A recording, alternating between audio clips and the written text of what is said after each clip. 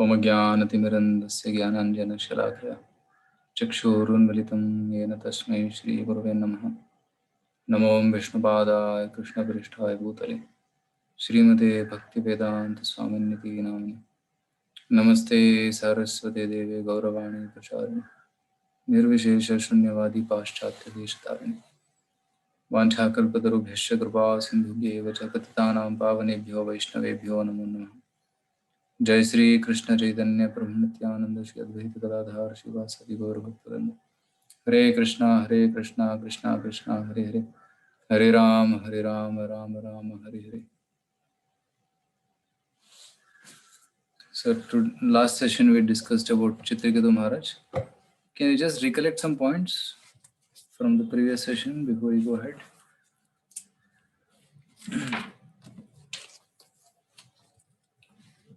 So what is the problem of Chitraketu Maharaj? What is the one lamentation he had? That he did not have any son, offspring. So that is what his lamentation was there. Correct. So he didn't have any son. So when Angira Muni came, he requested him, begged him, can you give me a son? Angira Muni performed a yajna, and after that Payasa came. Then Payasa was given to Kritadyuti, and Kritadyuti got one son. So then what happened? What is the problem started after that? Then envy with the other wives happened, and they were thinking that the king is giving undue partiality or favoritism towards the son, and he is not giving time to other people.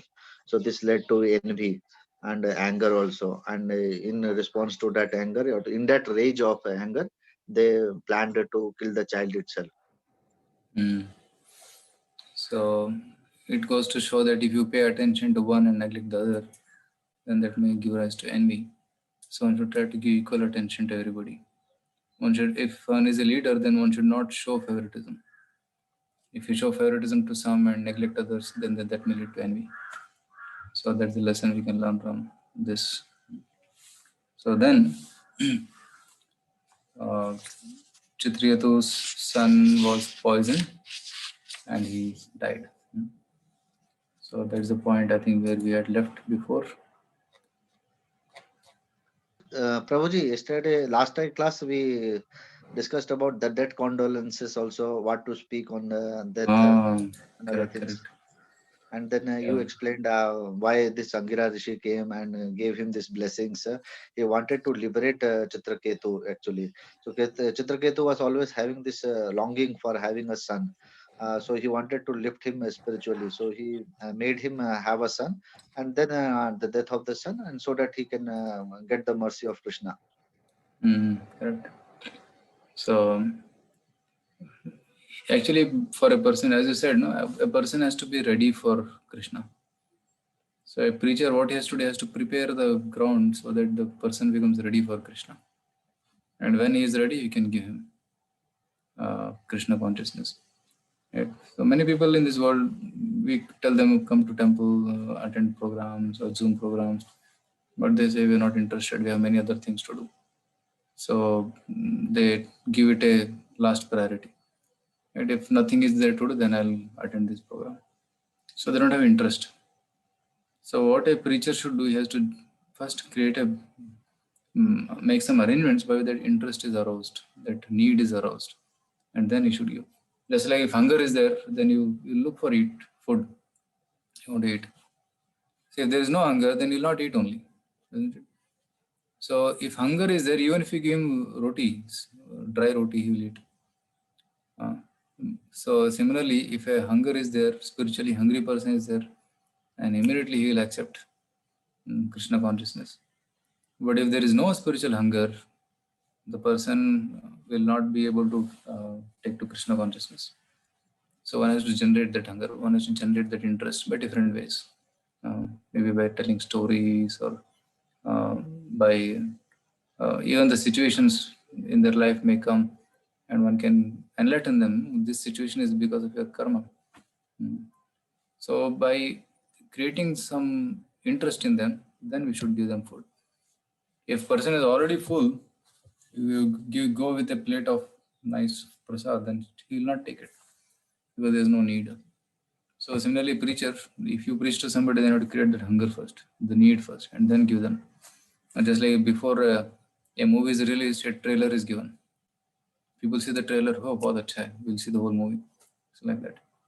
Similarly, we should also give some trailers from Bhagavad Gita, Srimad Bhagavatam, by which people get attracted to Krishna. So here Angira Muni tried a different technique, that he gave a child and then he gave him the experience of suffering by losing the child. So this was his tactic, Harsha Shoka. So he got the child, he became Harshit, he is very happy. But when he lost his child, he went into lamentation again. So now Angira wanted to prove that this world is full of misery. Though that which gives you pleasure can also give you pain. So pleasure and pain are like two sides of the same coin. So is there any coin which has only heads on both sides? No. Is there any coin which has only tails? No. Head and tail. So sukha, dukkha, man, apman. So both keep coming simultaneously, right? Or they keep coming at intervals. So that is the nature of this world, Harsha and Shoka. Just a minute. So then Angira Muni, when Chitraketu saw that my son is dead, he went into a state of mind where he was lamenting and he was in need of some solace. He was in need of some knowledge which can bring him out of that lamentation. So then Angira Muni this time brings Narada, isn't it? And Narada Muni, he's an expert preacher. He has a variety of audience. No? Can you tell me the variety of audience which Narada Muni has? Who are the disciples of Narada Muni? Can some of you mention it?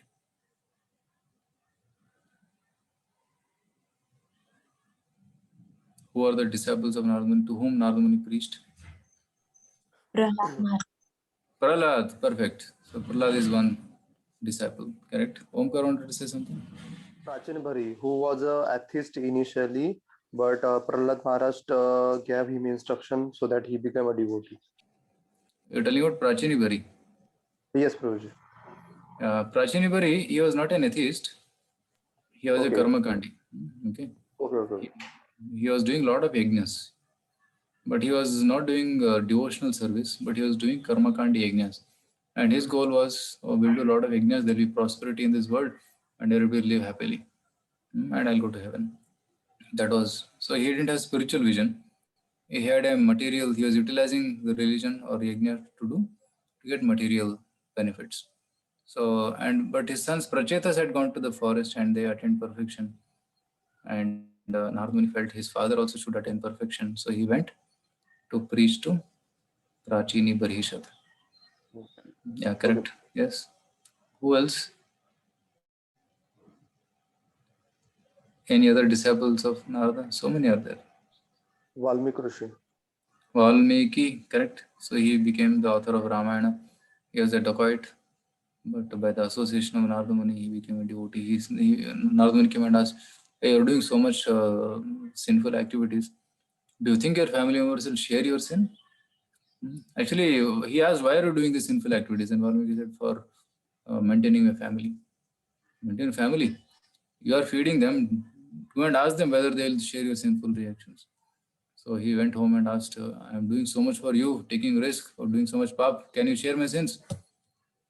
Then wife said, no. That's your duty to maintain us. However you do it, it's your responsibility. You are responsible for your sins and we are nothing to do with it. So then he was shocked. My very close relatives, my wife is only not accepting. So then he came and surrendered to Narada Muni. And Narada Muni told, chant name of Ram. Valmiki said, Ram, he could not pronounce only Ram because he was so sinful. But then Narada said, chant Mara. So he said, Mara. Then he chanted Ram, and he whole anthill grew on him. So Valmiki. So the name Valmiki comes because of the anthill Valmiki. So Srinivas Prabhu is telling Dhruva Maharaj, correct? The 5-year-old boy Dhruva, he was insulted by his stepmother and his mother told, only one person in this world can please you, who is Lord Vishnu. Go and find Lord Vishnu. Dhruva asked, where is Lord Vishnu? I have heard that he is in the forests. You can find him in the forests, because sages go to the forest to find him. And on the way, Narada Muni comes and tests him, and he becomes his guru. Dhruva Maharaj passes the test, and Narada Muni gives him mantra. So Narada Muni, Prahlad Maharaj, Dhruva Maharaj, Prachini Parishad, Valmiki, Vyasadeva, the author of all the Vedic literatures, he is also a disciple of Narada. So such a variety of disciples he is having. And here he is going to become the guru of Chitraketu Maharaj also. So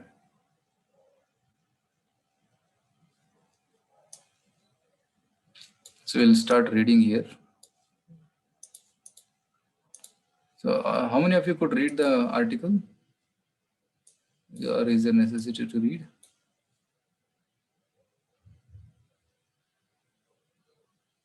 Okay, so I think we should read it. Yes, can one of you read this now? Who would like to read? Please raise your hands and then you can speak. Narada Muni invites the soul back into the body of the prince. Yes, who would like to read? Hare Krishna Prabhuji. Okay, Nishchal. Narada Muni invites the soul back into the body of the princess. Then Narada Muni, by his mystic power, brought the soul of the princess back. Not princess, it's prince. Prince back into the dead body. Narada said, "O living entity, all good fortune unto you.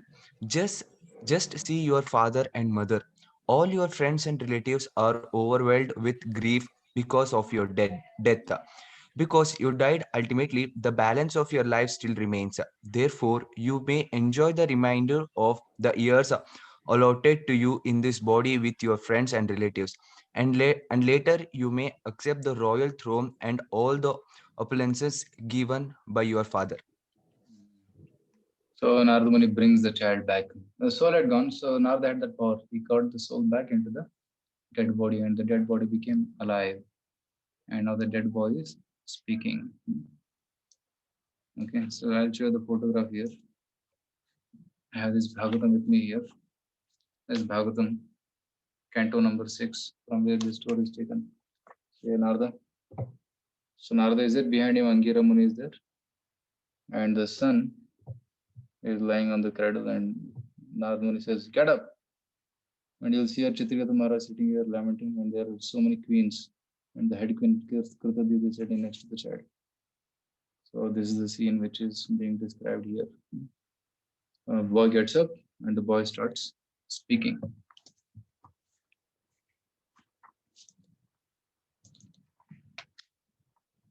Please continue.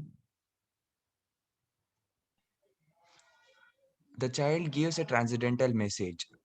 The child who had been dead sat up and began to speak, not with the childishness of a young boy, but with the full knowledge of liberated soul.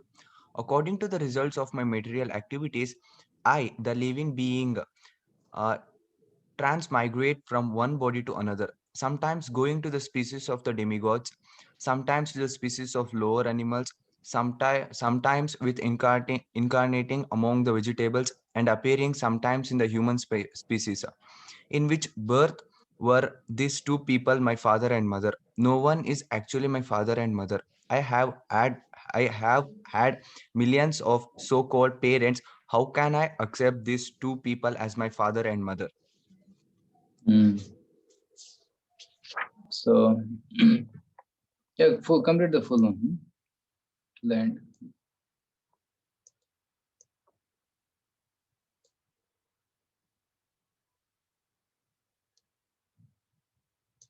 Nishal, bro, I think got disconnected.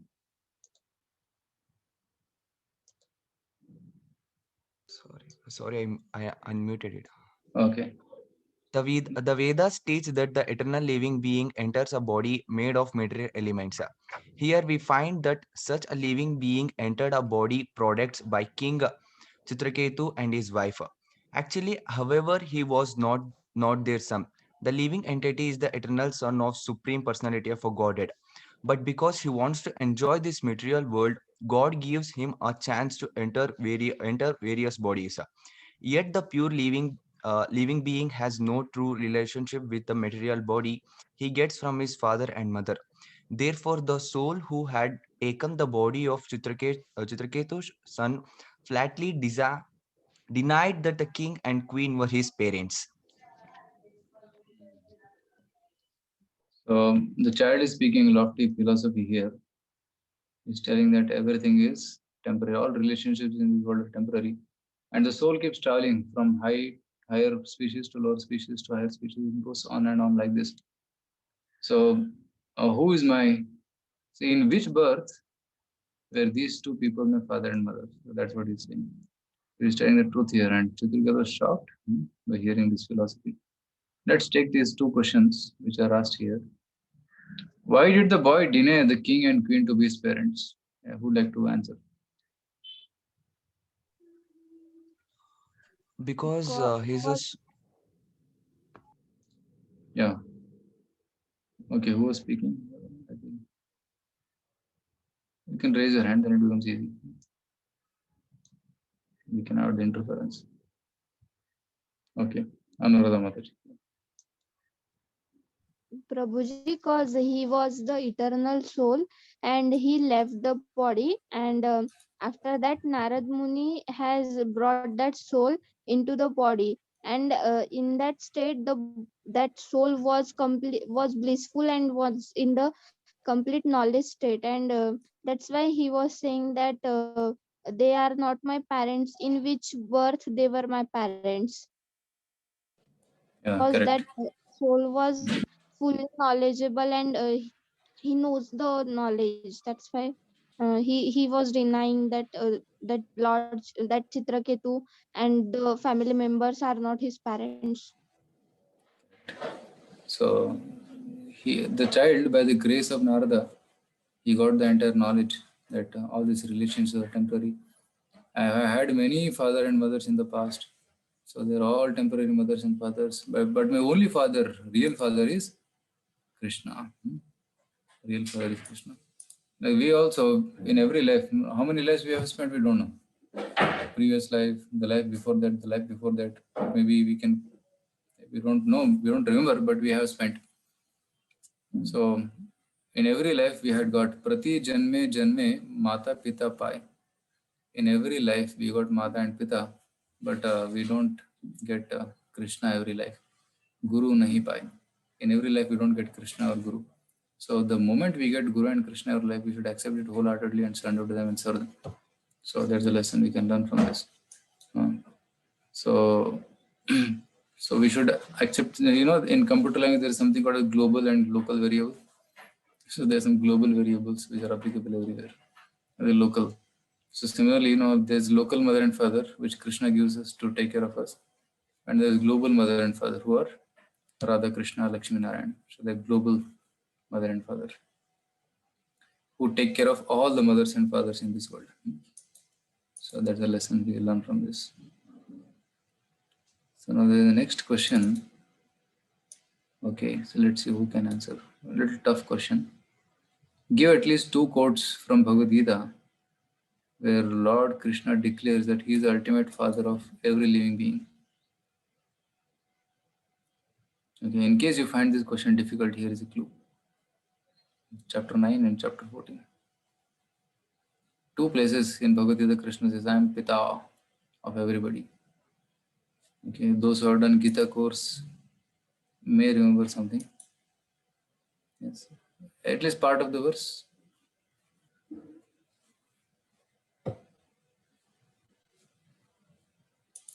Okay, no, so then I'll show here. So this is, I searched in this.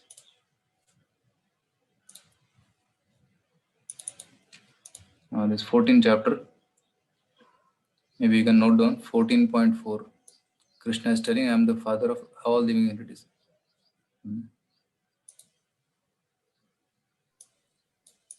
Yeah, so Srinivas Prabhu is telling, correct, you quoted the right verse, 14.4.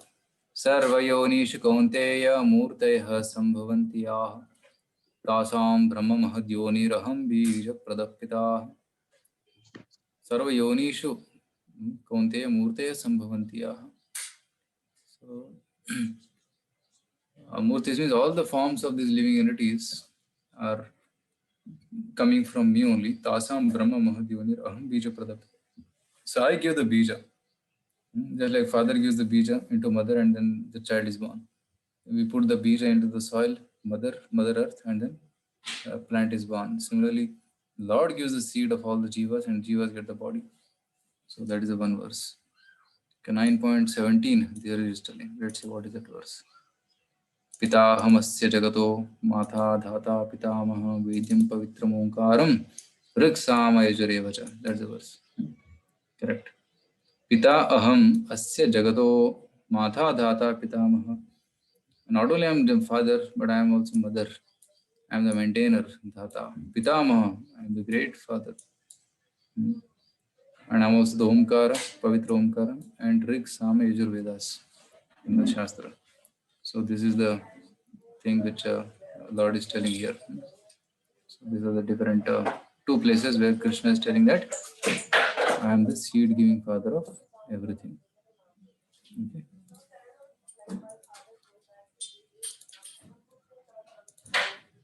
So we'll go ahead.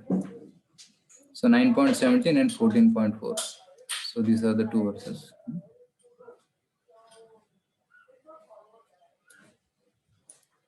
Okay. Now, can somebody read this quotation? This paragraphs? Who would like to read? Yeah. Can somebody volunteer?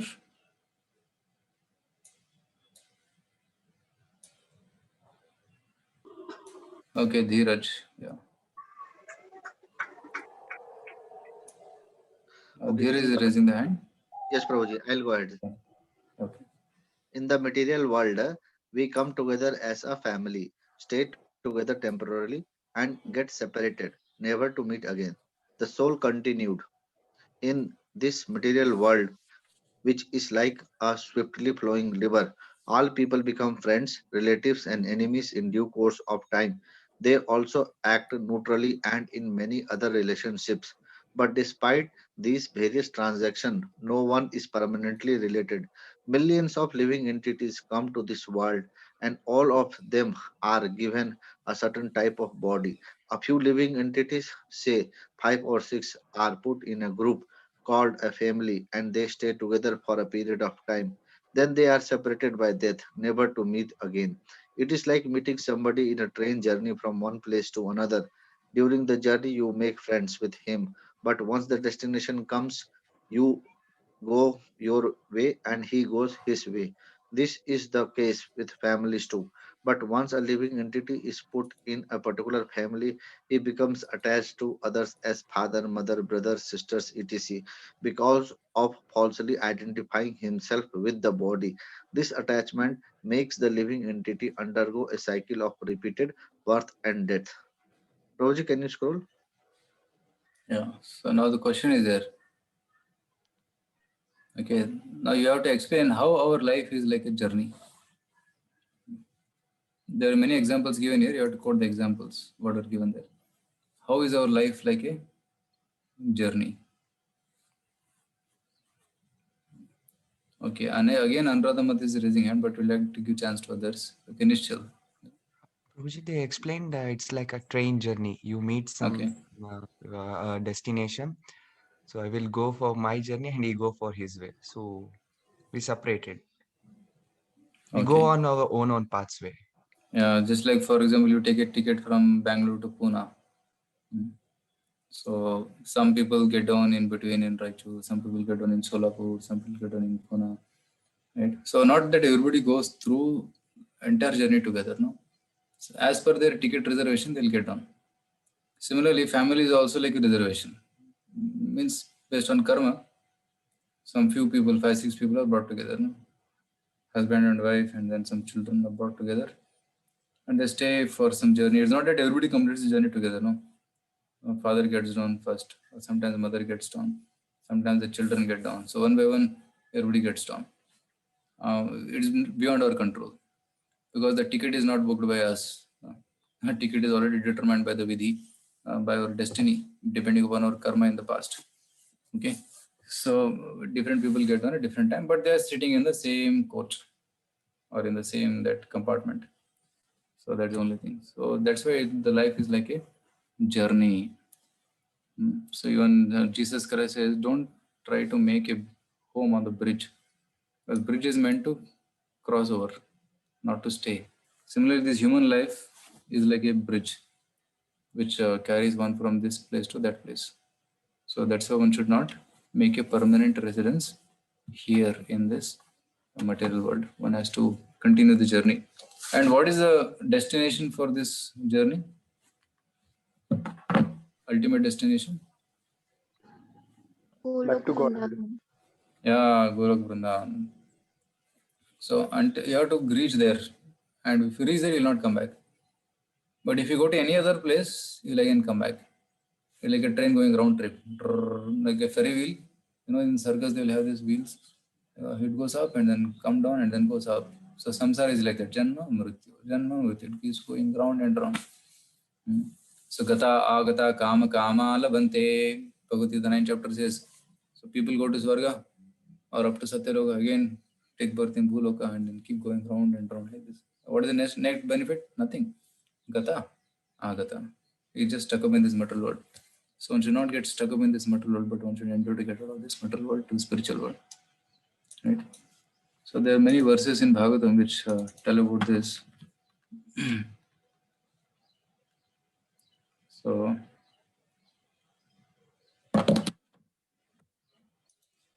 I'll quote here. Yatha. Yeah. So Narada Muni and Angira Muni instruct Chitraketu from the same section. यथा प्रयान्ति संयान्ति श्रोतो वेगेन बालुकाः संयुज्यन्ते वियुज्यन्ते तथा कालेन देहिनः. Right? Prayanti means move apart. Yatha prayanti. Samyanti means to come together. Shroto vegena baluka. By the power of waves in a river, the sand particles come together. Samyanti, prayanti. So they are separated and united.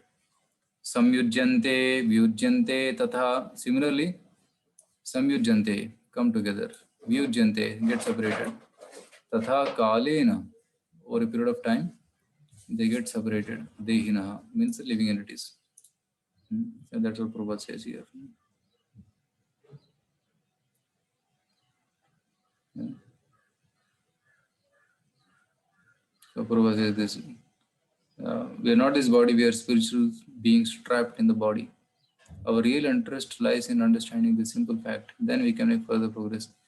Otherwise, if we remain in this bodily conception of life, our miserable existence will continue forever.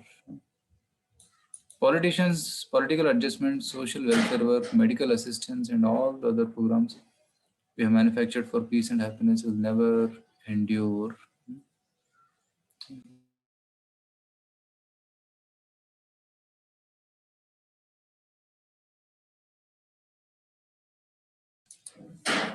So we have all manufactured for peace and happiness. Will never endure. So we shall have to undergo the sufferings of material life one after another. Therefore, this material life is called Dukkhalayam Ashashvatam. It is a reservoir of miserable conditions. So this is a shloka which Prabhupada is explaining in that article also. So life is like a journey. Another comparison was it's like a hotel. In hotel, some people come together for eating, and after the eating is over, they go away. Like that. So one should not get attached to that place. So even home also is like that hotel room. There people come, stay for some time. In hotel we may stay for 5 minutes, 20 minutes till the time we eat. But in home one may stay for 50, 60 years. It's a long stay. That's all. But that's also temporary if you consider the scale of huge life of Brahmaji. There's very insignificant time, right? So that's what is being explained here. If anybody has any questions, you can we can take questions also in between.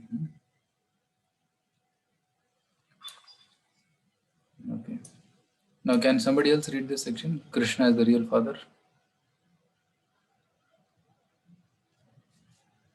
May I, Prabhuji? Okay, Raghunath. Hare Krishna. Prabhuji. Hare Krishna. The soul continued to speak.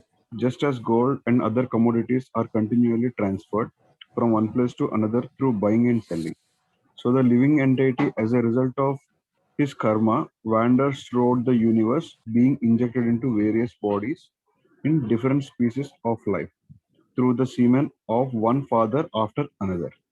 Yeah, I'll show you the verse here.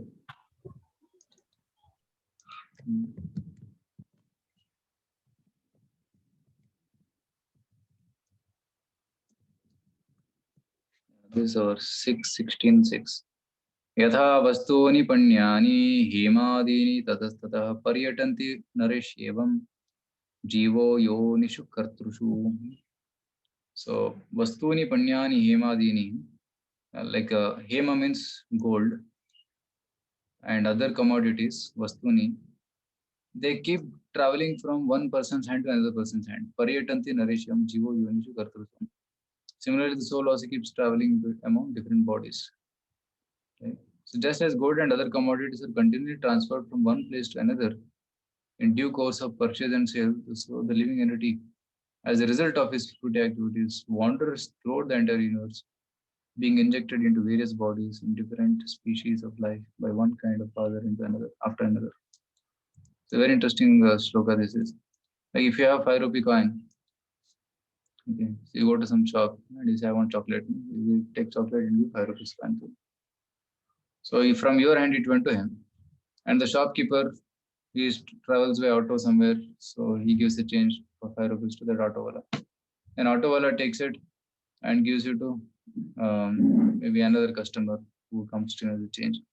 And finally, that customer, he may go to the bank and deposit them in the bank. And from the bank, it may go to another person. So you see, the money is not staying in one person's hand. It's keeping traveling. And even the commodities also, they keep traveling from one person to another. Somebody purchases and uses it and then gives it to somebody else. And he uses it and gives it to somebody else. It goes on from one hand to another hand. Similarly, soul also. Soul comes in one body now, and then he grows and becomes old and he dies. And next life he will be born in some another body, and then another body and another body. He keeps traveling like this, one place to another. So this is a so jivo yonishu kartrushu. So the jiva, living entity, yonishu kartrushu yonishu means what?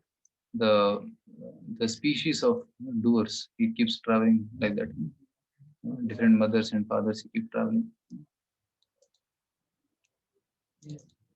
Okay. Yes, Raghunath, please continue.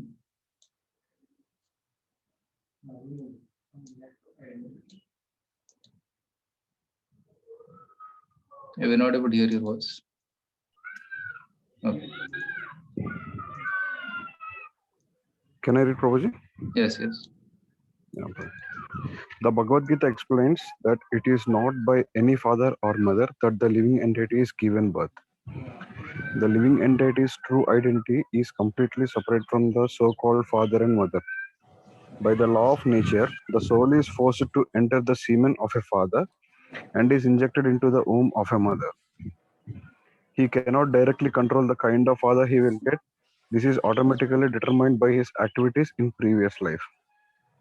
The law of karma forces him to go to different fathers and mothers, just like commodity that is bought and sold. Yeah, so he keeps traveling from one place to another. And another thing given in Bhagavatam is that as long as the item is with you, you're attached to it. But when you sell the item to somebody else, you become detached from it. For example, one person had a cow. Okay, he had a cow, and he could not maintain that cow, so he sold it to somebody. So till the time the cow was with him, he was loving it. Now he sold it to somebody, and that person was taking care. But somehow the cow came back to this home and it started eating the grains or the plants in his home. And the person, he took the stick and started beating the cow. And other people saw. I said, "Hey, this was your cow." No, it was my cow, but it is not my cow. No, so that's why I'm beating. So as soon as the ownership goes to somebody, one becomes detached from it. So that is the nature of this world. That is the explanation of Bhagavatam. So you see the next sloka only. नित्यस्यार्थस्य सम्बन्धो ह्यनित्यो दर्श्यते नृषु यावदस्य हि सम्बन्धो ममत्वं तावदेव हि. See, mamatvam, the feeling of mine, will be there as long as you have that sambandha. If you don't have sambandha, you will not have this mamata. So Prabhupada explains this very nicely. So he says here, a few living entities are born in human species and others are born as animals. Although both are living entities, their relationships are impermanent. An animal may remain in the custody of a human being for some time, and then the same animal may be transferred to the possession of some other human being. As soon as the animal goes away, the former proprietor no longer has a sense of ownership. As long as the animal is in his possession, he certainly has an affinity for it. But as soon as the animal is sold, the affinity is lost. Like in this life, some mother and father is having a child, and the child now dies and then is born in another body. So they will not find that affinity. Even if that new boy comes to their home, the same child, their own child, comes in a different body in the next life to their home, they will not have that affinity. Okay, so that's the meaning of this. So the affinity is also temporary. My relatives, my this, my that, it's all temporary. It's just because we are connected through the body, that's all. So because of that bodily connection, the affinity is there. Yeah, continue this purpose. Prabhuji. The living entity sometimes takes shelter of an animal father and mother, and sometimes a human father and mother. Sometimes he accepts a father and mother among the birds, and sometimes he accepts a demigod father and mother in heavenly planets. As the soul transmigrates through different bodies, everyone in every form of life, be it human, animal, tree, or demigod, get a father and mother. This is not very difficult. The real difficulty is to obtain a spiritual father, a bona fide spiritual master. Therefore, the duty of human being is to search out such a spiritual master, for under his guidance one can become free from cycle of reincarnation, return to his original home, and attain the original father Sri Krishna in the spiritual world. Yeah, so very nice point. So now the questions coming here. See, as I was telling you, global father and mother and local father and mother. So one has to return back to the global father and mother. So that is the point which is being told here. Then you can become free from the cycle of reincarnation. Let's take this question. First question. How can we understand that Krishna is our real father?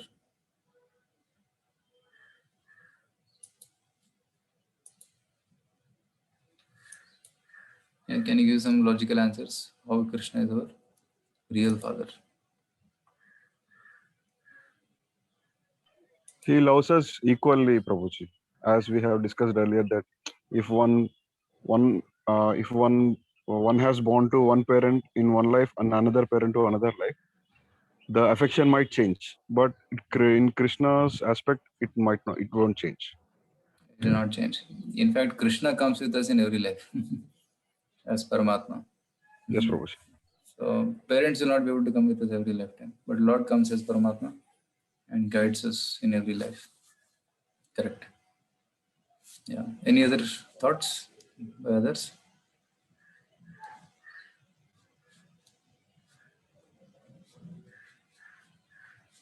Prabhuji, I have question. Okay. Prabhuji, I am reading the book, Supreme Personality of Godhead Krishna, and in that book, in one of the chapter, that Mother Devaki asked Lord Krishna to return his 6 children, which was killed by Kamsa. So Lord Balrama and Lord Krishna goes to the home of Bali Maharaj, cause after the death by the Kamsa, that 6 children were took the birth in the home of Bali Maharaj. Bali Maharaj was a very great, is a very great devotee of Lord Krishna. before the incarnation of Lord Krishna, in the form of Lord Vishnu, Krishna has means made Bali Maharaj. So why Bali Maharaj was still living in other world? Why he was not living with Krishna in spiritual world? Actually, Bali Maharaj was there in that Sutala Loka. There, Vamanadev gave that place to him. So when after the Bali Maharaj Leela, when Bali Maharaj surrendered, then Lord Vamana kept the third leg on his head. So, so Bali Maharaj surrendered to the Lord out of devotion. And Vamandev also served Bali Maharaj by giving him a place in Sutala Loka. And Vamanadev became the gatekeeper of Bali Maharaj. And he'll stand guard, and anybody entering into Bali Maharaj's court, he'll check them and he will allow them. So that service he was doing. So Bali Maharaj could always see Vamanadev with him. So he was always there with Lord. He was not separate from the Lord. So Bali Maharaj is one of the Mahajan. Right? Swayambhu, Narada, Shambhu, Kumaro, Kapilo, Manu, Prahlado, Janako, Bhishma, Bali, Vyasaki, Vayam. So Bali Maharaj is also one of the 12 Mahajanas. So because he surrendered to the Lord, Lord became his servant. He is there always with him. And Krishna, he wanted to satisfy mother's desire. So he went to that place and he got the sons back. So, and in fact, all the children came and then they drank the milk of Devaki, and which was already Mahaprasad because Krishna had drunk that milk. So when they drank, they became liberated. So all the 6 children also got liberated by the mercy of Krishna. So that's the explanation. So generally people think that Vamandev was so cruel, he cheated Bali Maharaj and stole everything. But actually that is not cheating, but it was actually great mercy. People only hear the first part, but the last part is also there, which is that Lord became his gatekeeper, a servant. Okay? Yeah, Okay, I hope thank you. that answers the question. Yeah. Yes. Srinivas Puri is commenting something, 7.6. Is it Bhagavad Gita 7.6?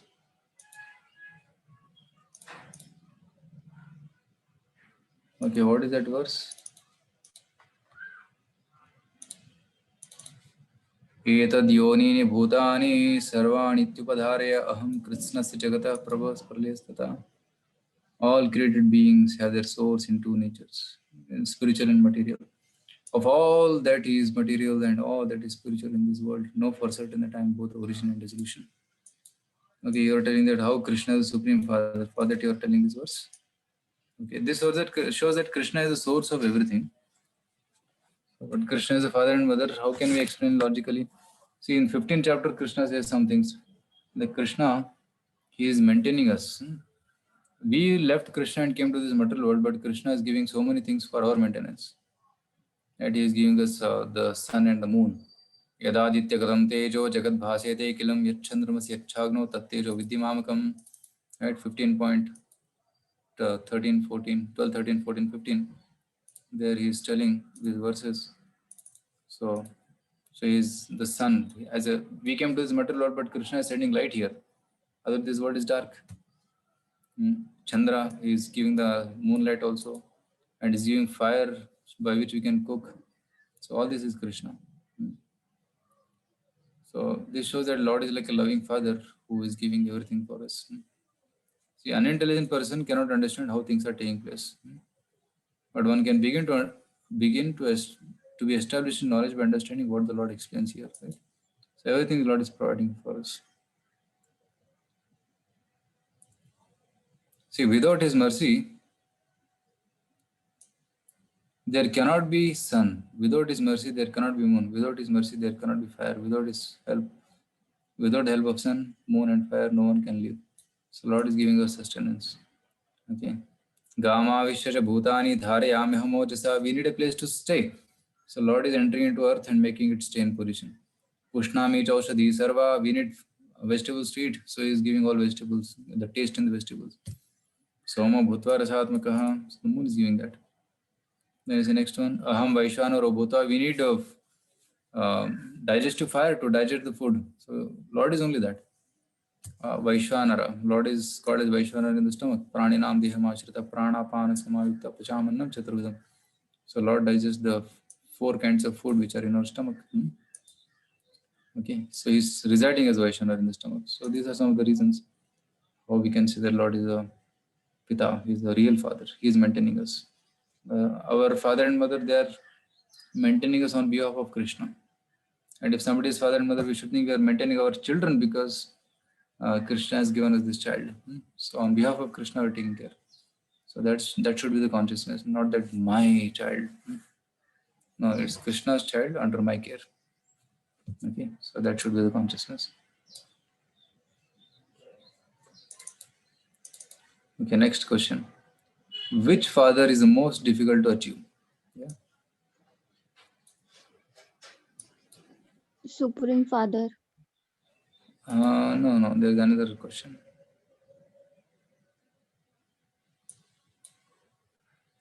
Which father is it difficult to achieve?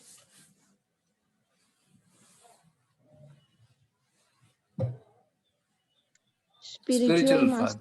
master. Spiritual master, spiritual father. Correct. Right. I'll check the verse if I can get it.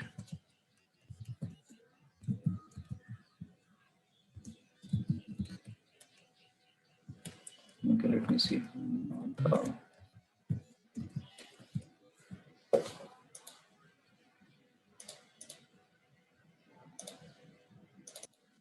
जन्मे जन्मे सबे माता पिता पाए कृष्ण गुरु नाही मिले भजय हरि आई. Right. So getting mother and father, like in the transmigration of soul through different bodies, everyone in the human form of life, in every form of life, be it human, animal, tree, or demigod, gets a father and mother. They say it's not very difficult. The difficulty is to obtain a bona fide spiritual master in Krishna. Okay, so therefore, the duty of human being is to capture the opportunity to come in touch with Krishna as representative, the bona fide spiritual master. Under the guidance of spiritual master and the spiritual father, one can return home back to Godhead. So this is coming in same sloka 6:16:6, same sloka it comes, which I read before. Yeah, Vastuni Panyani, the gold analogy. That same sloka Prabhupada is quoting this. So now that we have got this chance of surrendering to Guru, we should accept this chance, surrender to the bona fide spiritual master. Right. So in ISKCON, generally, how the surrender happens is, right, one initially gets introduced to Krishna consciousness, then he starts chanting, he starts following 4 regulative principles. Then he comes to chanting around 16 rounds. So once a person comes to chanting 16 rounds and he knows about Srila Prabhupada, so Srila Prabhupada is Diksha Guru in ISKCON. He is like a Siksha Guru in ISKCON. So he is giving teachings to everybody. Although he is no longer physically present, but through his books and through his lectures, he is still the main Siksha Guru. So we have thousands of lectures of Prabhupada and a lot of books of Prabhupada. We read them and hear them and we get main teachings from them. Then we hear from Prabhupada disciples who are many Maharajas, many Gurus are there. About 80 Gurus are there in ISKCON who give Diksha. So the living Guru gives Diksha and the Siksha can be taken by any teacher. Prabhupada is preeminent Siksha Guru and there are many other teachers from whom we learn. They are become like Siksha Gurus. So there is Diksha Guru and there is Siksha Guru. So after a person starts chanting 16 rounds, then he feels that I want to take formal initiation. Then he approaches his Siksha Gurus and says, I want to take Diksha. So, and I'm liking to take Diksha from this Maharaj. And that also should be chosen based on who is inspiring a person to dedicate to Krishna. Not just based on the Guru's looks or his following or his family, he's famous or something like that. No. Anybody who is inspiring you to surrender to Krishna, right? One can surrender to him and take Diksha from him. So the commitment is that one follows 4 regulative principles throughout life and one chants Hare Krishna 16 rounds throughout his life. That's the commitment. So then the Guru accepts the disciple as his Shishya and he takes the guarantee of taking him back to Godhead. And he also takes away his karmas. And depending on the surrender of the disciple, the karmas are taken away. And then a Guru gives a new name, a spiritual name, like connect Krishna Das or My name is Suvarna Gaur Haridas, which is the name of Lord Chaitanya. Gaur Hari is the name of Lord Chaitanya, and his color is golden, so Suvarna Gaur Haridas, like that, or Radhesham Das. So Das, the name Das comes at the end because I'm a servant of Krishna. So that is the formality which devotees do to get connected to bona fide spiritual master. So yeah, so that's very difficult to achieve, a bona fide spiritual master. Even Shankaracharya says the first difficult thing to achieve is Manushyatvam. To get human body is very rare. Second rare thing is to get Mumukshatvam. Desire to get liberated is very rare. And third is Sadguru. To get a bona fide guru is very, very rare. So if somebody is get human body and desired for spiritual life and then a bona fide guru, such a person is very fortunate. So in that sense, all of us are very fortunate to be connected to Srila Prabhupada. Okay, so let's go to the next question. So what is the duty of a human being? Very easy. Very easy question. What is the duty of a human being?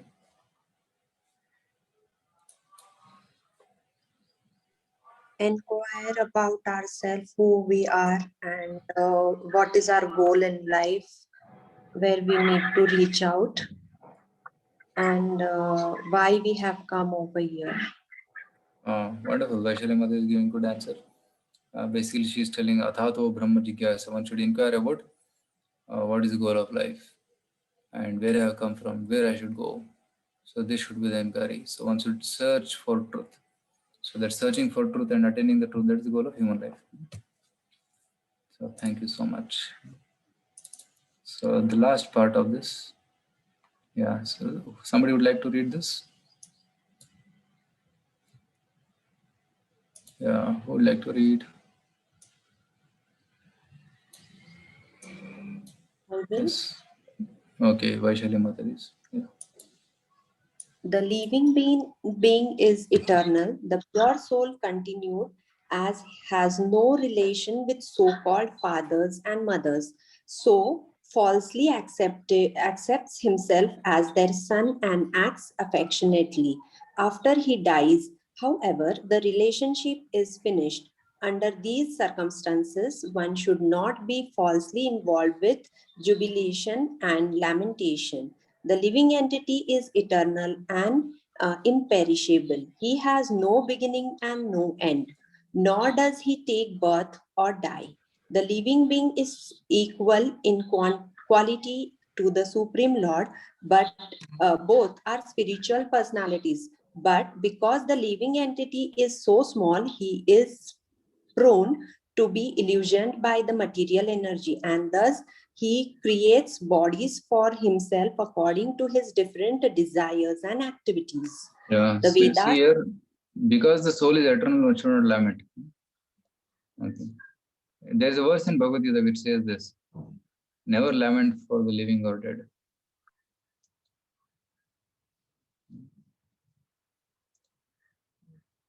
So there's Bhagavad Gita, second chapter, if you read now. Beginning instruction of Krishna. Asochananva sochastvam pragyavadamsya bhashase gadasum gadasum sananu sochanti pandita. While speaking learned words, you are mourning for that what is not worthy of grief. Those who are wise lament neither for the living nor for the dead. Because birth and death are certain, no? Jatasi dhruvam mrityu, dhruvam janma mritasya. So the body will keep dying and again being born. So one should not be disturbed so much. Dhiras tatrana mohyati. So those who are dhira purushas, those who know this knowledge, they will not be disturbed. So that's the lesson from this actually.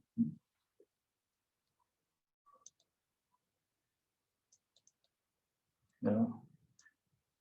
Please continue.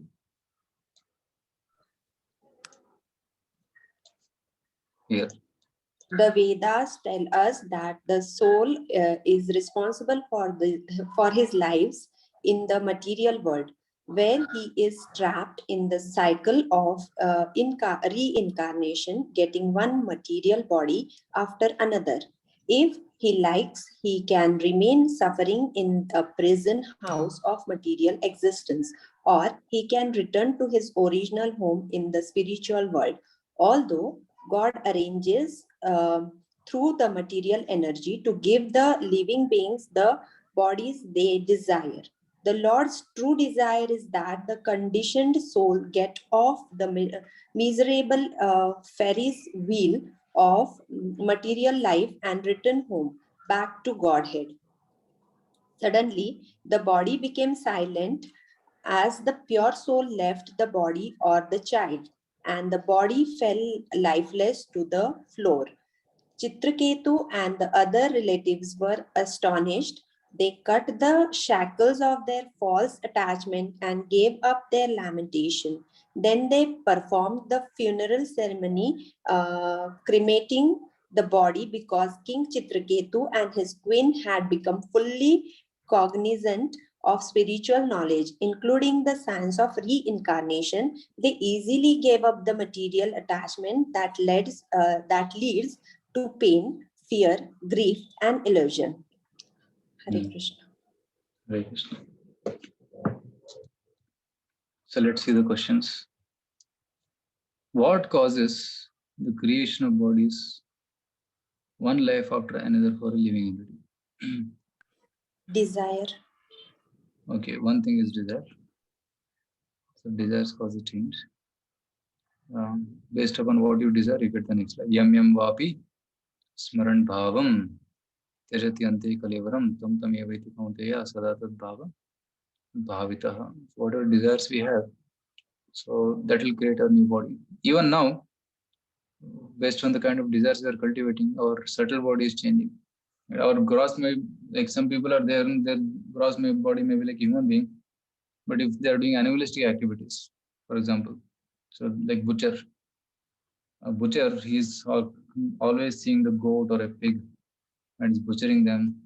And I've seen that sometimes the face of that butcher and the pig also matches. So, and the smell and all is very obnoxious from his body. So why? Because his subtle body is becoming like a pig or a goat, because whatever one is thinking about, his subtle body changes like that. So at the time of death, whatever is the shape of our subtle body, right? Our person's body may be human, but if his subtle body is like a dog, he'll become a dog. So subtle body is like a template. In computer, you have templates, PowerPoint templates, Word templates. So in template means is a kind of a designed, already fixed design. On that, you can do something. Similarly, the templates are ready. So the subtle body is like the template, and upon that, gross body is made. Like for making a cake, you have already the fixed vessels. You just pour the batter and then you put in the oven, then cake is ready. So similarly, the subtle body is like that. This thing container. So based on that, this gross body is designed. So based upon our desires, and all, not only desire but also our karma, two things. So our desires and our karmas, we get the next body. So both are important. Okay, so karmana deva netrena, based upon our karma and the direction of the Lord, right? So one gets a new body. Okay. Yeah. Can you? Next question. So write 5 examples or analogies mentioned in the above story and explain the connection in which they were used. Okay, so you have to think a little bit. What are the 5 examples or analogies mentioned in the above story? One analogy I can say, you get an idea. I told about waves coming and then sand particles brought together and separated. That was one analogy. So like that, there are some analogies quoted. Can we try to recollect some and then discuss on it? One more analogy which was quoted was train analogy, coming together in the train and then getting separated. Okay, so 2 analogies we discussed. Sands coming together and the train coming together. Okay, another one. Any other analogies were discussed? The child, once the with mantra he was reborn, but he did not remember the which birth was taken by these Chitraketu Maharaj and Maharani.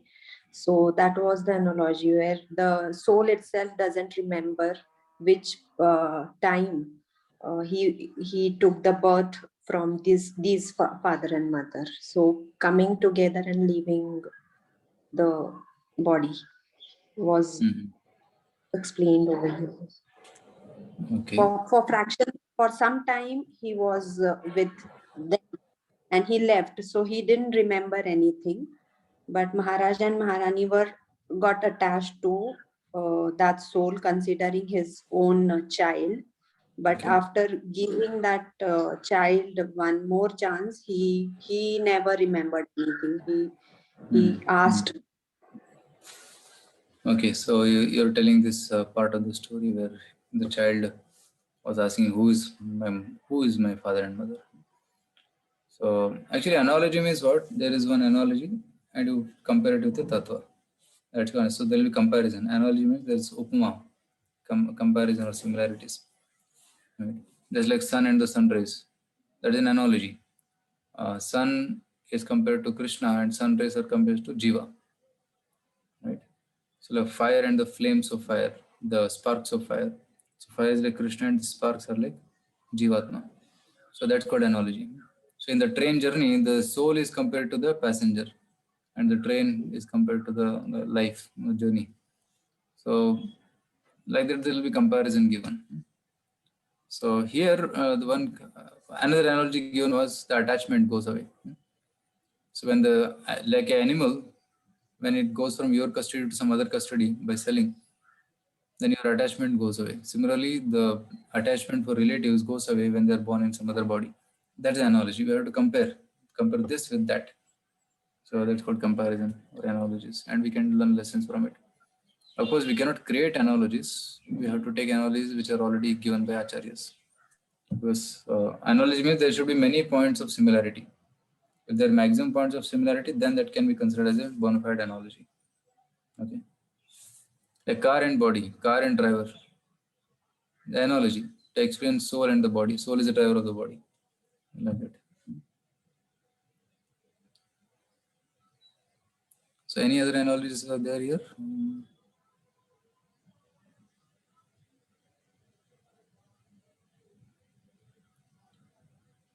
Okay, the another analogy is given as gold. What is the analogy of gold? Somebody remembers? Gold and money. Like money is not constant in one's hand. If I will give the money to my friend, that friend will give it to another friend, that another friend will put the money in the bank, that bank will give the loan to somebody else, and in this way the money is transferring from one hand to another hand. It is not constant. Like that, we the jivas are not constant. Due to our desires to enjoy the material things, we are constantly going from one body to another. Yeah, correct. So the money is going from one end to another. Similarly, jiva is getting passed from one family to another family, one mother, father to another mother, father. So that's the analogy. Correct. Thank you. That golden cage and a parrot is also analogy. Yes, yes, yes. So the parrot is like the soul. The cage is like the body. So if you're just taking care of the body but not the parrot, you will be unhappy. Parrot will die. So there's analogy. Correct. So Krishna gives a lot of analogies in Bhagavad Gita also. He gives his Sthita Prajna. He gives the example of tortoise. Just like tortoise withdraws when there is risk, and then it reveals the limbs when there is no risk. Similarly, a devotee of the Lord withdraws his senses when there is danger, Maya, and then engages senses when there is no Maya. So that's analogy. So analogies make us easy to understand the tattva. And then he says that no, just like wind carries aroma, similarly the soul carries all the senses with it. Right? So Shrotram, Chakshus, Parshanam, Charasanam, Granam, Evacha, Indriyana, Manascham, Vishanu, Pasayate. Then he says that how the soul goes with the body. What is that verse? 15.9.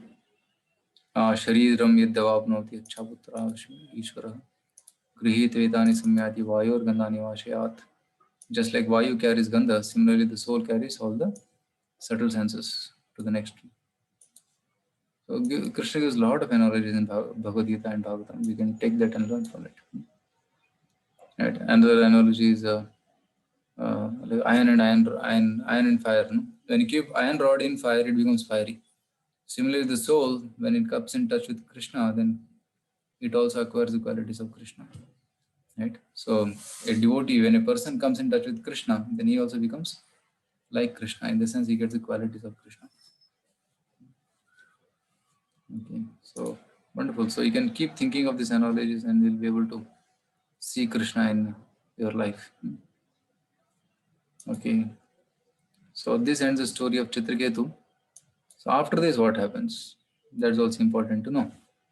So after this, what happens is Chitraketu Maharaj becomes very enlightened. So whenever one is suffering, one should get some knowledge, and that knowledge will enlighten him. Okay. And after he got enlightened, what he did? He got a mantra from Narada Muni, and he chanted that mantra.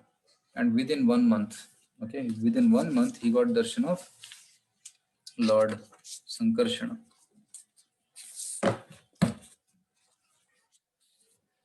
This is a photo.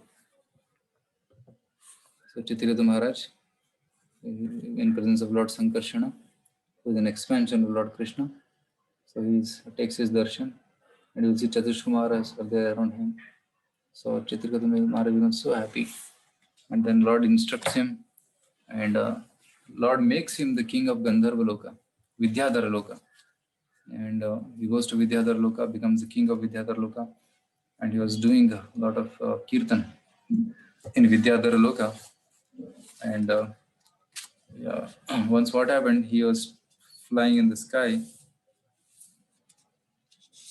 and he came to a place where Lord Shiva was giving pravachan in Kailash.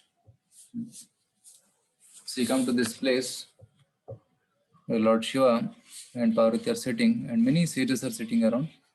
So Shiva is giving a lecture, but the interesting thing about this lecture is Parvati is sitting on the lap of Shiva, right on the thigh. Parvati is sitting, and Shiva is speaking to great renunciates. And Chitraketu Maharaj, he comes in his aeroplane, and is standing here and is watching, and then he smiles. Then he laughs at this scene. Okay, so why did he laugh? So in this photo, you'll see Narada is also sitting here. So Narada is sitting, and so many great sages are there. So it is a very great assembly, elite assembly. So there, Chitraketu laughed, and Shiva understood. Shiva didn't misunderstand, because Chitraketu's intention was, Lord Shiva, you are such a great devotee, only you can do like this. Keeping your wife on the lap and then speaking Krishna Dara, only you can do that. So nobody else can imitate this. So then Shiva kept quiet, but Parvati became angry. You are laughing at my husband? Hey Putra, I curse you. You become, you be born in the demon's family, he says. She says, you go and be born in a Rakshasa family. So it was a big curse, for a pure devotee like Chitraketu. Chitraketu could have retaliated, but immediately accepted. My mother, whatever you say will happen, so I accept your curse. So because if you are cursing, then it should be the will of the Lord, because without the sanction of the Lord, nothing happens. So your curse is also sanction of the Lord, so I accept it. I'm ready to go to hell. Then Shiva says, see these devotees of Lord Vishnu, such great they are. They are not at all disturbed, he says. I'll tell this verse.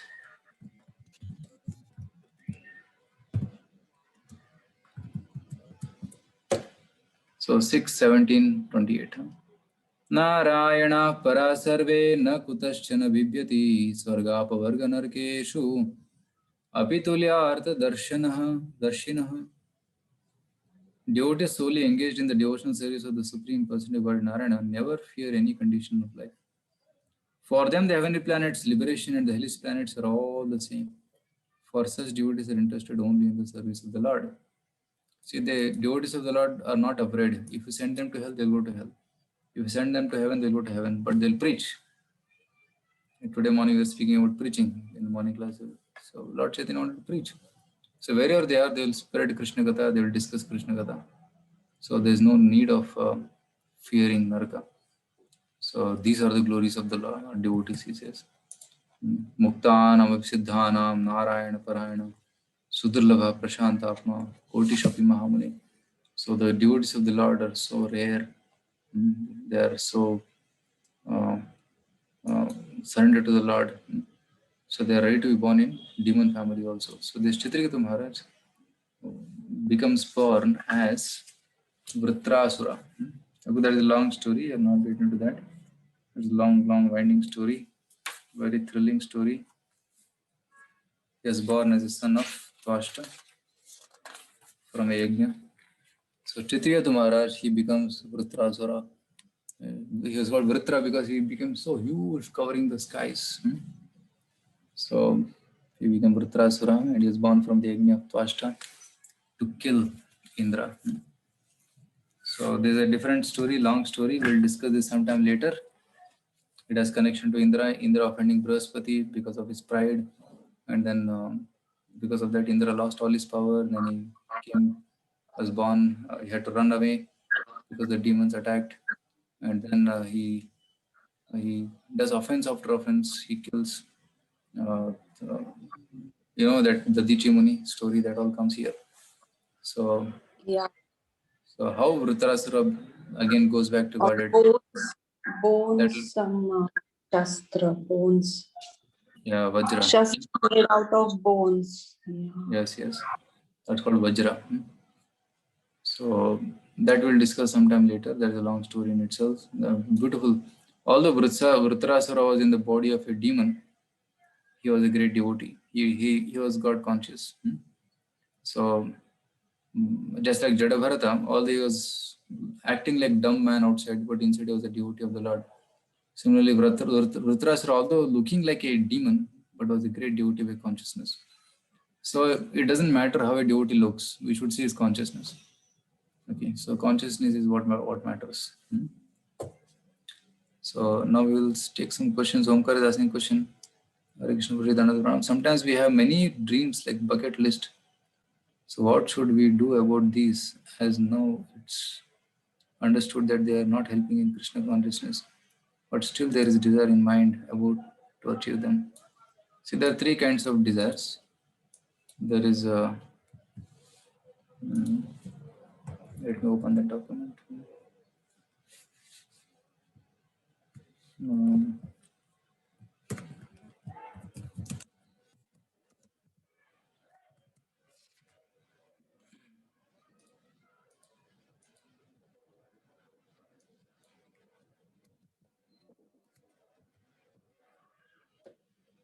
Okay.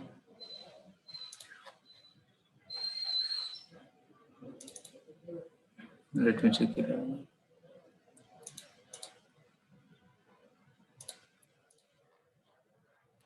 See, there are three kinds of desires. There is Kama Kama, there is Nishiddha Karma, there is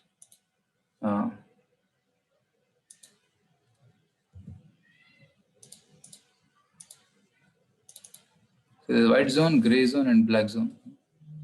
So the desires may fall in any of these three zones. White zone means Vihita Karma, sanctioned, no problem. You just do it, like chanting Hare Krishna, eating vegetarian food, offering to Krishna, prasadam. So there's Vihita Karma, getting up early in the morning. Yes, we can wholeheartedly do it. But there is some Nishiddha Karma, meat eating, illicit sex, intoxication, gambling. It's clearly forbidden. There's black zone. There's black and there's white. It's very clear. But there are some gray zones. What is that? Kamya Karma. Shastras say this, that we should eat only prasad, but I have a desire to eat some chocolate. It's Kamya Karma. And maybe chocolate is not as bad as eating meat. It's not good, but one may take care of chocolate, something like that. So something for sense gratification, which one is desiring, which is gray zone, like that. So what all falls in that white zone? A, B, C, D falls in white zone. Association, reading books, chanting, and taking Krishna Prasadam diet. That is ABCD. and 4 relative principles comes here in black zone. And in middle, you will find some other things like, okay, newspaper padna, TV dekhna, chalega. Not a problem. You can see how many corona cases are there, but not that one is obsessed with it that every hour is seeing. One can see once or twice in a day, that's all. And maybe what is the headlines of today, what is the budget. So one may see a little bit because one may have to deal with the real life issues. So that will be helpful. But it's not that one is spending hours together reading every page of the newspaper. No, that is not required. Or watching news in the TV. Okay, but one may watch a little bit, but not keep on browsing one channel to another channel. Right? So cold drinks. Okay, it is like in between because it is not too bad. Of course, those who know can avoid it because cold drink contains a lot of carbon dioxide. It can, what you can say, it can remove the calcium in the body and make the bones weak. It is said that if you put the egg in the cold drink, the whole eggshell will go. The tooth will also, be, we can say, dissolved in cold drinks. Cold drinks can be used as a nice toilet cleaner also. There's a lot of carbon dioxide. And going for outings and picnics is wonderful, not a problem. We also go as devotees. Recently we went to Udupi, we went to Malpe Beach, we had a nice ocean bath in the holy Malpe where Udupi Krishna deity was found. So we went there not to enjoy, but it's a holy Tirtha because Krishna deity was found there by Madhvacharya. We went to take a holy bath. And so we are planning Vrindavan Yatra, 14th of May 2nd week. We will go to Vrindavan. And then, of course, we travel a lot. So one of our duties is to travel. Career talks, okay, what I want to do. I want to become an engineer, or I want to become a MD of a company, or I want to open a company, or I want to become an IAS officer, I want to become a civil servant. Talking about that is not a problem, but one should not do prajalpa. See, these are all gray zones. These gray zone things can be converted into white zone by engaging in Krishna service, but black zone should be avoided. Okay. Anyway, so I hope that clarifies, Omkar. So some desires can be Krishnaized under the direction of superiors, but the some desires which cannot be Krishna, we should give it up. Okay. Hare Krishna. We cannot become desireless. The soul's nature is to desire, but original desire is to serve Krishna.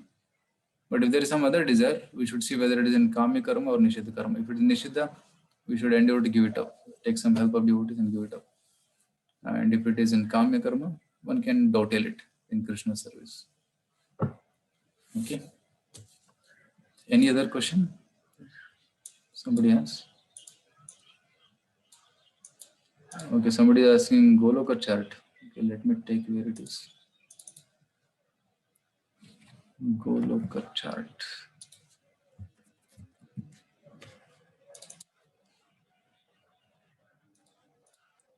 Of course, there are many technical details here in Goloka chart, which even I may not be able to explain.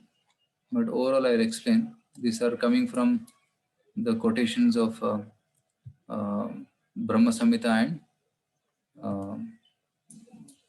Brihad Bhagavatamritam of Sanatana Goswami. Okay, from there, so Brahma Samhita, Laghu Bhagavatamrita, Brihad Bhagavatamrita, from there the quotations are coming. So let's start with where we are. Okay, we are now in one universe. Okay, so in one universe, it is like an egg.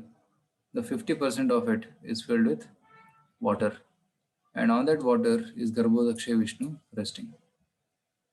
And from the navel of Garbhodaksha Vishnu, Nabi Hrudam Bhujad Asid Brahma Vishwa Srijampati. So this is the lotus navel and the stem of the lotus, and on top is Brahmaji. And these are the universes of the planetary systems.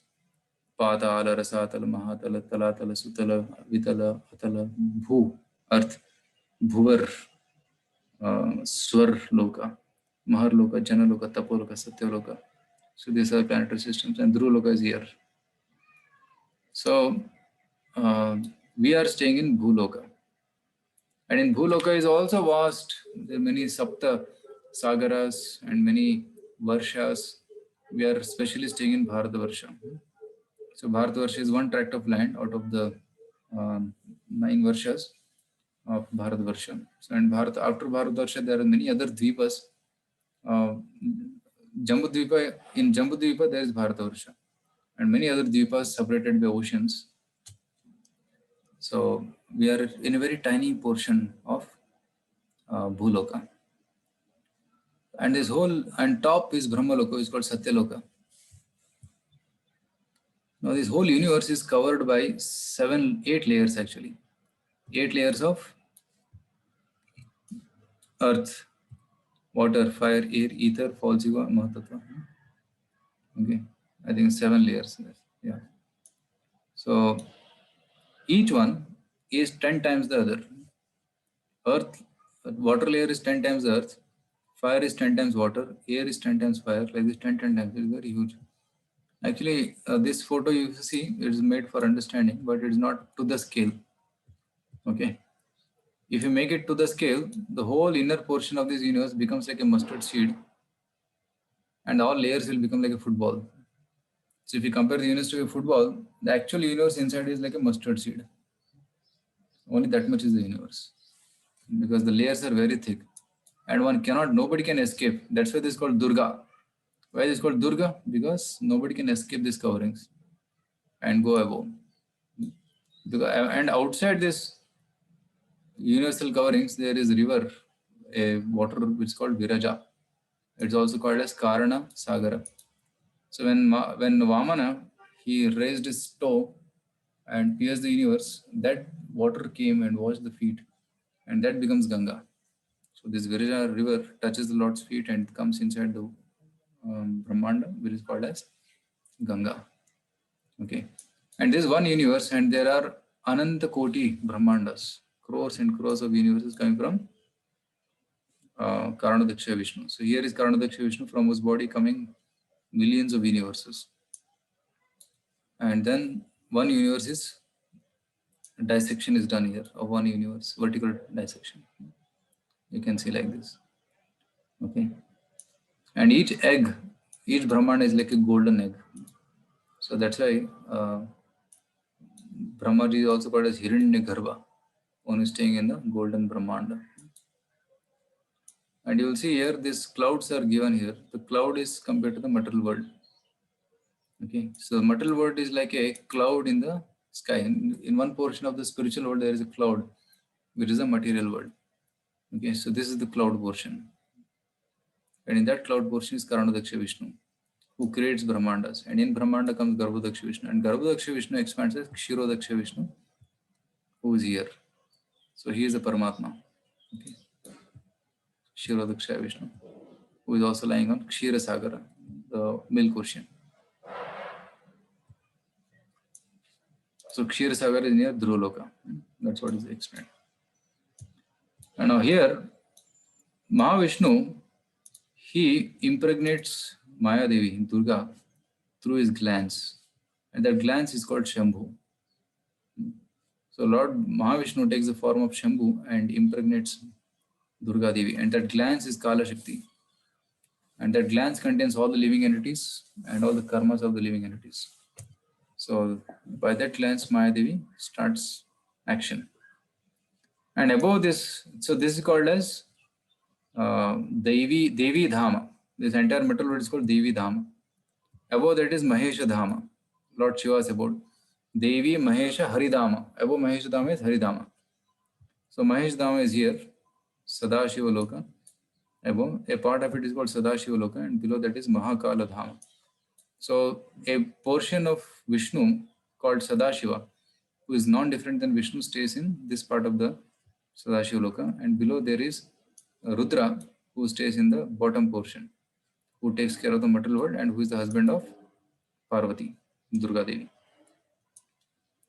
And Sadashiva Loka is just around Brahmajyoti. So material world, then Brahmajyoti is the junction between material world and spiritual world. So those who are impersonalists, Mayavadis, those who are Gyanis, they go to Sadashiva Loka. Okay. But those who get the association of devotees, they go above Sadashiva Loka and they go to Vaikuntha Loka. So this is called Vaikuntha Loka. But in Vaikuntha, there are unlimited Vaikuntha Murtis, Vishnu forms, and they have got different names, right? With their consort, they are staying with Lakshmi Devi. They are staying there in Vaikuntha Lokas. Each one is a planet. With their devotees, they are staying. Vasudeva, Sankarshana, Pradyumna, Aniruddha, right? And there is Ananta. Then there is Kurma. Then there is then the Shaktis of the Lord, like Bhu Shakti, Leela Shakti. Then there is Jnana Shakti. So there are different Shaktis of the Lord. Here also Jnana, Kriya, Yoga, Prahvi, Satya, Ishana, Vimala, Utkarshini. They are all the energies of the Lord. And there are different forms of the Lord also, with 24 forms which are there around. Pradyumna, Vamana, right? Sankar, Trivikrama, Janardhana, all these Hirshikesha, Padmanabha. There are 24 forms of the Lord, Vishnu Murtis, with different position of Shankar Chakra Gada Padma. You keep changing the position of the Shankar Chakra Gada Padma, you get 24 combinations. So then there are other Murtis also around. So it's like a lotus, Vaikuntha Loka. And it's guarded by different devotees at different places. Jai Vijay and Bhadra and Subhadra, Prachanda and Chanda. So scrolling here. And then Dhata and Vidhata. These are the Dwarapalakas of Vaikuntha. So above Vaikuntha there is Ayodhya Dhama, which is the place of Lord Rama. And above Ayodhya Dhama is Goloka Vrindavana, Goloka. So this Goloka chart. So this golden lotus. In the center there is Krishna and Radharani, and surrounded by of course there are many gopis there. Lalita, Vishaka, Suchitra, Induleka, Champaklata, Rangadevi, Tungavidya, Sudevi, they are the gopis of Krishna. And there are many other manjaris surrounding Krishna. And millions and millions of devotees, gopis, Kandarpa, Koti, Lakshmi, Sahasra, Shata, Sambram, Sevimana. Crores of Lakshmis are serving Krishna in this Goloka, Vrindavana. Okay, and you'll see so many pastimes of the Lord happening here. And a part of Goloka Vrindavan is Navdeep, which is shown in the external petals. This is Lord Chaitanya along with his devotees doing pastimes. So a part of Goloka Vrindavana is Navdeep Dhama. Okay. So, and the surrounding, this is called Madhurya Dhama, and surrounding Madhurya Dhama is Mathura, and there is Jagannath Puri, and then there is Dwarka. Okay. So these are at the junction of Vaikuntha, and because in Vrindavan there is more affection, more intimate dealings. But when one comes to Mathura, there is little more formal. And Dwarka it is little more formal. So that's why in Vaikuntha it is very formal. Nobody plays with Lord Vishnu in Vaikuntha. So the intimacy is less. Devotion is there, but the intimacy is less. But in Vrindavan, the highest intimacy is found here. Okay, so our goal is, Lord Chaitanya is inviting us to come from material world here to Goloka Vrindavana. So that is what he has come to give us. Okay. Prabhuji, I have one question. Yeah. Once the soul leaves the body, where exactly it goes? In this chart, we cannot see that. The Yamadutas, they settle down the accounts and all. So where exactly the position is?